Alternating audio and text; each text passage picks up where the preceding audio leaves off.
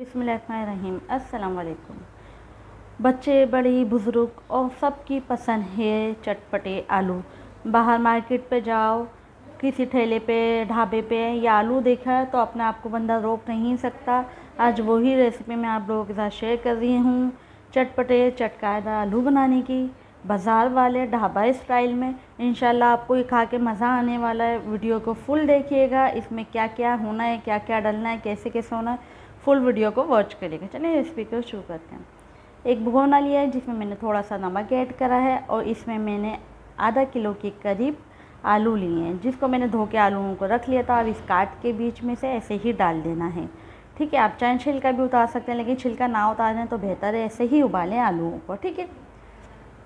फिर हमने लिए थोड़ी सी इमली को हमने भिगो के कब से रखा हुआ था 1 घंटे के लिए।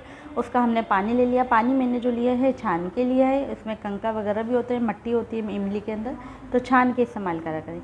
फिर मैं इसमें इमली के पानी में ऐड करूँगी थोड़ा सा काला नमक ऐड करूँगी। काला नमक ऐड करने के बाद फिर मैं इसमें ऐड करूँगी लाल मिर्चें पिसी हुई 1 चम्मच। फिर मैं इसमें ऐड करूँगी टाटरी थोड़ी सी, ठीक है। फिर मैं इसमें ऐड करूँगी चाट मसाला। फिर मैं इसमें ऐड करूँगी के कुटी हुई मिर्चें, आधा चम्मच से थोड़ी सी कम, ठीक है, कुटी हुई मिर्चें। अब इसमें मैं 1.5 चम्मच के करीब नमक डालूँगी, इनका आलू हमारे ज़्यादा हैं तो। चाइनीज़ पाउडर ऐड करा है मैंने अब, ठीक है। चाइनीज़ पाउडर आसानी से मिल जाता है। और ये कूटा हुआ धनिया, साबुत वाला जो धनिया होता है ना, उसको कूट लीजिएगा, ठीक है। ये ऐड कर अच्छे तरीके से इनको मैच करने के बाद अब इसका क्या होना है, क्या होगा, मैं आपको आगे जाके बताऊंगी, ठीक है। अक्सर आप लोग बाज़ारों में जाओ, खट्टे आलू देखते हो, ठेले पे देखते हो, ढाबा पे देखते हो, तो यकीन करें रुका नहीं जाता। बस ये नहीं खाया तो फिर कुछ नहीं खाया। एक भगोना लिया है, उसमें मैंने बिरयानी का जो कलर होता है वो ऐड करा है और आलूओं को छिलके रख लिया है, ठीक है। अब आलूओं को हम इसके अंदर, छिले हुए आलूओं को इसके अंदर ऐड कर देंगे, ठीक है। कम से कम भी 2 से 3 मिनट पानी के अंदर रहने देंगे आलूओं को और फिर निकाल लेंगे बाहर। फिर क्या होता है मैं आपको बताती हूँ, ठीक है।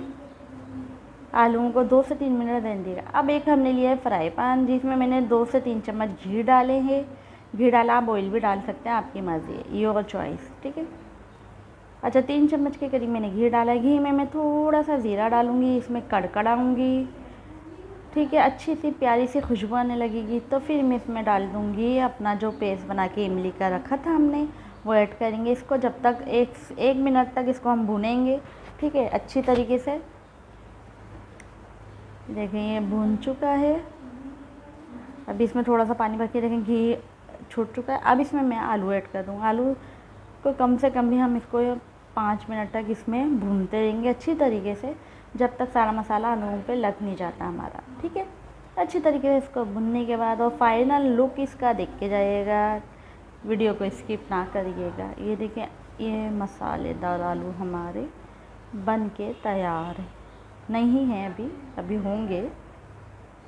जल्दी कहीं की है आप लोगों को, जो अपनी बहन के साथ हो आप लोग। अच्छा, अच्छी तरीके से इसको भूनने के बाद कम से कम भी 5 मिनट लगेंगे सारा मसाला आलूओं पे लगने के बाद।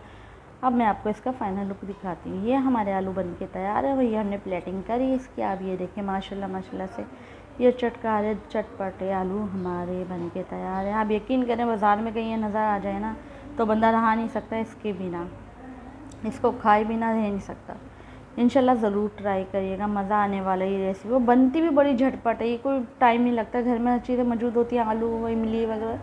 तो आप ज़रूर ट्राई करिएगा ये रेसिपी और मुझे ज़रूर बताइएगा आप लोगों को कैसी लगी है। और आप मेरी वीडियो आगे शेयर करा करें अपने चाहने वालों के साथ, ठीक है, कि इससे हमारे भी हौसला होता है और किसी का भी फ़ायदा हो सकता है। हर खट्टे आलू तो आपको पता सबको पसंद होते हैं, तो सबको अच्छी लगेगी ये वीडियो इंशाल्लाह। एक दफ़ा ज़रूर ट्राई करिएगा।